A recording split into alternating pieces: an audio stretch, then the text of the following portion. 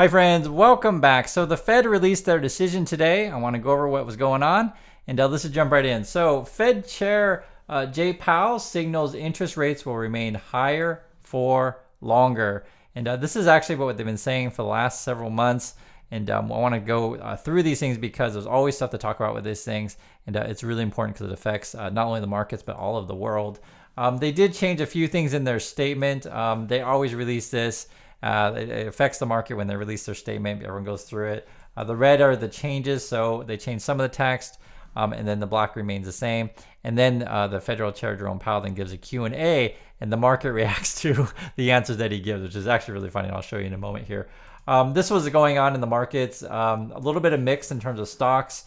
You can see, though, I think the big losers today was actually the chips. I can see it right there. They all really took a big hit. Got to pay attention to yields, right? So the 10-year, 4.64. Remember, the magic number is 5. And then also, to the 2-year is at 4.97. If the 10-year hits 5, it makes it really hard for stocks to go crazy, meaning up, because it just is so attractive to go with the 10-year, right? Because why mess with risk equities when you can go into risk-free stuff?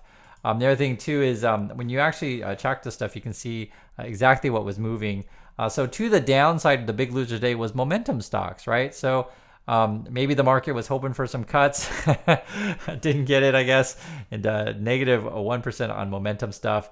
Low volatility also took a hit, but again, it's low volatility. That's what it's supposed to do, not do much of anything, just be not so volatile. Microcaps were actually the big winner, and then the big loser was NASDAQ. You guys can see that there are some of your tech stocks. In terms of your sectors, utilities were the winners, energy and tech were the losers. Now, I want to talk about this. This is actually really interesting. And again, I just want to show you guys all the sectors and things and get your mind thinking about lots of different types of stuff. What is the market betting on what the Fed's going to do in the future? Now, there was some speculation that we might get a little more tougher from the language from the Fed regarding possibly hiking rates. The market at the moment, though, the whether or not we would raise rates is really, really low, with markets betting like less than 1%. You can't even see it. It's this little green line. So this is supposed to be the green, but as you can see, you don't see much green on there. In terms of June, the market's saying probably no change, like a 85-ish% chance of no change. So no cuts, no hikes. Even in July, 70-ish% chance of nothing happening. September, if you're looking for a cut or something, maybe it's going to happen then. And again, this is what the market's betting on. My particular point of view on this is maybe there's nothing that happens for the rest of the year, or theoretically, maybe December they wait till after the election. So don't think it matters. It does. I want to go through some of the details of this stuff. Okay, so it says here, the Federal Reserve has signaled that the borrowing costs are likely to remain higher for longer as it wrestles with persistent inflation across the world's biggest economy. The Federal Open Market Committee said after its meeting on Wednesday that there had been a lack of further progress towards its 2% inflation goal, right? So it's tough to bring this thing down.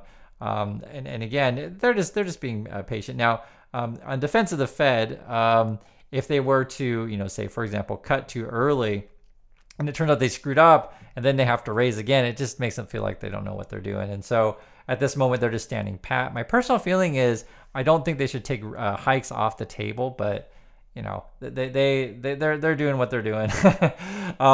It is likely to, and this is like a quote here, it is likely to take longer for us to gain confidence that we are on a sustainable path to the 2% inflation, right? That's what we're trying to get.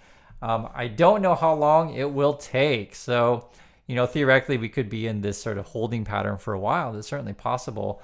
Now, the reason why I mentioned the politics stuff is that this is just a reality. There's a lot of people out there who want rates lower, right? Depending on your particular situation, let's say you're swimming in credit card debt, or your mortgage is variable, or maybe, for example, you're a big hedge fund and you took out a whole bunch of commercial real estate loans. You're like, oh my God, I need these rates to come down. I'm getting killed.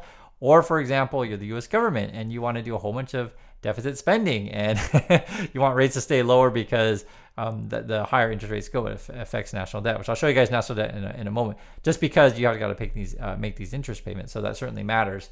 Moreover, right, the problem is, though, is that if you cut too early, then you don't control for inflation. So they're in a tough spot. It says also here, but the Fed also indicated that it was not yet considering a new rate new rate rises, right?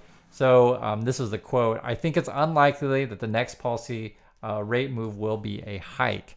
So the reason why this quote was mattered is because when he said that, it's like, oh, well, we're definitely not going to be, or not definitely, but it says unlikely, that's his language, unlikely that the next policy rate move will be a hike, right? So we're not going to hike. And suddenly the market's like, oh my God, we're doing great. Awesome. Wow, it's fantastic. You know? But our market was totally a whiplash today, right? I mean, you can see this right here.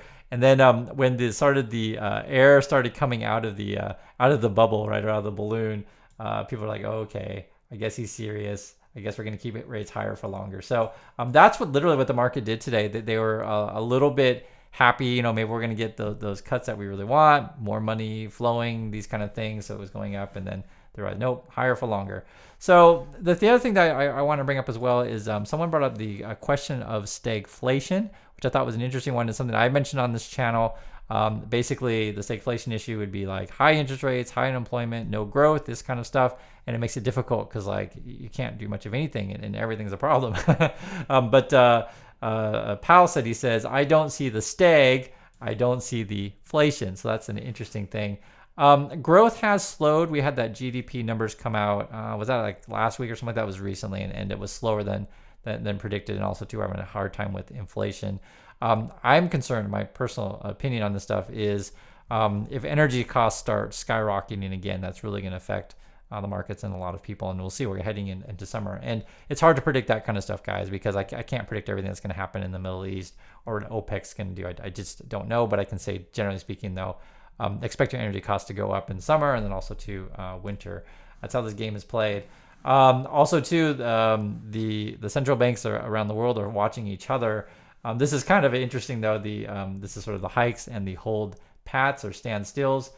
So this here has the U.S., was it the European Central Bank, and then was it the Bank of England, all together here looking at each other going, what are you doing? What are you doing? What are you doing? And they're all kind of doing the same stuff together. And it's interesting because inflation has been roughly the same. So this is Euro, UK, and the US. So inflation's all roughly kind of in the same movement. UK, though, has higher inflation than the US or the Eurozone. And for people in the UK, I'd love to hear your thoughts on this one. I know your guys' food costs, energy costs, and housing costs are through the roof. But don't think you're alone. It's like that everywhere. The thing is, though, your costs are still going up, I guess, because your inflation's a little bit higher. Markets are expecting, marginal rate cuts around. I think the most, though, would be who's going to cut most, or first, theoretically, would be Europe, but we'll see. The other thing, too, which, guys, I want to talk with you about as well is the money supply. Now, we actually don't talk about this all the time because, frankly, it doesn't change that much. Here's the issue here. It's been going up and up and up and up and up. And we're kind of right here, right? And I bring this stuff up because the other thing too, I'm thinking with the Fed is they might be worried about liquidity. Essentially, is there enough money in the markets, enough money in the banks to, lend you money to go do what you're going to go do? And this is sort of what the Fed is trying to do is generally speaking, if they're worried that the economy is, coming down to a standstill, they want to basically encourage consumers to get out there and spend money and get the economy going again, or encourage banks to lend you money so you can spend money to get the economy going again. But again, the issue, though, is that yes, we want a healthy consumer, we want a healthy economy, but we also want to control for inflation. So that's sort of what this whole conversation is about: growth, inflation, what are consumers doing, how are people feeling, and also too, this is just real, the political pressures. Now, to Jay Powell and the Fed's credit, they at least on the surface always try to say, hey, we're trying to just play it by the data, not play the politics game, that kind of stuff. We'll see. I saw the interview with Jay Powell in 60 Minutes. I thought he did okay. But again, this is just my personal opinion. I don't like that they're a little bit too dovish. I think they should say, hey guys, hikes could be a thing, and sort of try to get this stuff under control. The issue is, and I get it, everyone is worried about their own individual situation. The problem is if we think that way, then you kind of forget about the macro issues and, essentially don't protect everyone. I kind of believe in the system of, how about this, the high tide raises all ships, that kind of situation, right? But I understand for many people, they're like, I don't care about other people's ships. I just care about my ship. I want to mention this one as well, guys, because I've been tracking it, and I know kind of things are stressful in the USA. I saw there's been a bunch of protests lately on college campuses about the war in Gaza and stuff like that. I don't talk about politics all day, every day on the channel, but I have to mention it occasionally because I think it does matter, and this is sort of why I'm bringing it up. I looked up some polling data. So just kind of curious, what are Americans thinking about, Israel-Gaza situation? So public opinion has actually changed recently. This is as of March 2024. 55% are disapprove of what's going on with Israel and Gaza, and then only 36 approve, and then I guess 9% no opinion. The reason why I mentioned this one is because I was talking to my wife about this, and I like to talk to you guys about this stuff also. Is if you're an American and you're struggling, or maybe you're in UK or Europe, whatever, let's talk about Americans right now. But if you're American and you're struggling to make your mortgage, make your rent, make your car payments, etc., and you hear that USA is sending money all around the world, to go fight wars that we're not even really involved in per se. I say per se because we are involved, but you get my point. Is that it's not on U.S. soil.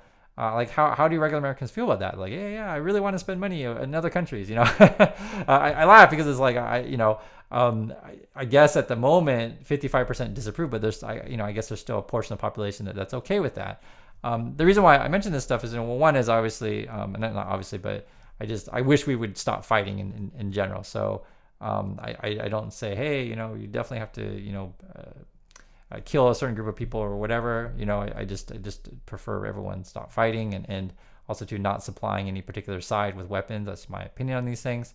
And I look at this stuff like this. Is our national debt, 102,000 per every single person in America. So we're, I guess, 34 trillion. These numbers get so big, you gotta look at it again. We'll probably hit 35 trillion soon, I guess. This is the projection of our debt. I think this stuff really starts to really matter when interest rates stay higher for longer. Because this is the Peterson Group, and you guys can remember the website if you like, but they always show forecasts and these kind of things, and it's easy to see in the numbers. My opinion on this stuff is just we have an unsustainable system at the moment, and in order to keep things functioning, I guess theoretically we can just keep printing more money and keep going that way, but the problem is it's inflation is just killing a lot of people. We saw it. It's sort of why the connections you make is when you look at the reports of individual companies, so you can get a sense of okay, how are their consumers doing? How are their people doing? People on the ground, and then you can sort of expand on that to the larger marketplace. So, for example, the video yesterday, I was talking about how the McDonald's CEO was saying that their consumers are struggling, right? So it matters. Because if they're struggling, or for example, if you hear say luxury brands are struggling to sell cars, I think it was it was yesterday. I saw the news. It was like Aston Martin, the luxury car brand, I think their sales went down or something like that, or you'll see various things of that nature, and you get a sense of how people are feeling. Are people traveling? So that's why you watch travel stocks and this kind of stuff. And so when you get a larger perspective, and that's sort of why when I try to do it on this channel, it is don't just think about your ship all the time, which of course you want to manage your ship. I'm not saying don't, but understand that, again, my particular opinion on this is, you have a healthy economy and high tide raises all boats. That's sort of my point of view on that stuff. And it's the same for anything around the world. So I'll just say this thing also as well, though. Yes, do pay attention to your ship. The forecast may be a little bit bumpy going forward, be it markets, be it your jobs, these kind of things. We just saw layoffs over at Tesla, and yes, it happens. And sometimes your boss just basically calls you up and says, "I'm sorry, we just can't pay you anymore." And so this is sort of why we track all these things. So for example, I think right now the couple big stories that I don't talk about all day every day, you got to mention it, is what's going on with Japan and what's going on in China. The yen this is the Japanese has been really struggling. So the talk has been is the government going to intervene or not? What's going on with the China meltdown in real estate? I don't think they've solved the problem over there either. And so I'm just watching these currency things. And I don't want to give the impression that we're all going to get fired and all lose your jobs and the market's going to crash completely. I don't think it's necessarily going to be that. Just the issue that happens is in times of inflation, people at the bottom of the scale tend to struggle the most, and you'll get a wider wealth gap. And then the other issue will be is if home prices remain unaffordable for many people, it just becomes difficult to live. And there was an index out there. I can't remember what it's called. It's something like it's not unhappiness. There's a I just can't remember right now, but I can just tell you what it is. If you add up the unemployment rate plus the inflation rate, that gives you it's like unhappiness rate or something like that. But it's a really interesting indicator. So keep an eye on those numbers because inflation and unemployment affect people on the lower end of the spectrums the most, and then they become unhappy. And that's why I showed you guys an article yesterday where you have a larger proportion of men actually who are not working and also unhappy. And I think these things will kind of expound. So I know I get a little bit philosophical when we talk this stuff, but this is just part of helping you understand the greater system, and that you're not alone in these things. And again, I always appreciate you guys in the community, and have discussion about this kind of stuff. And anyway, thanks for watching, and I'll catch you next time.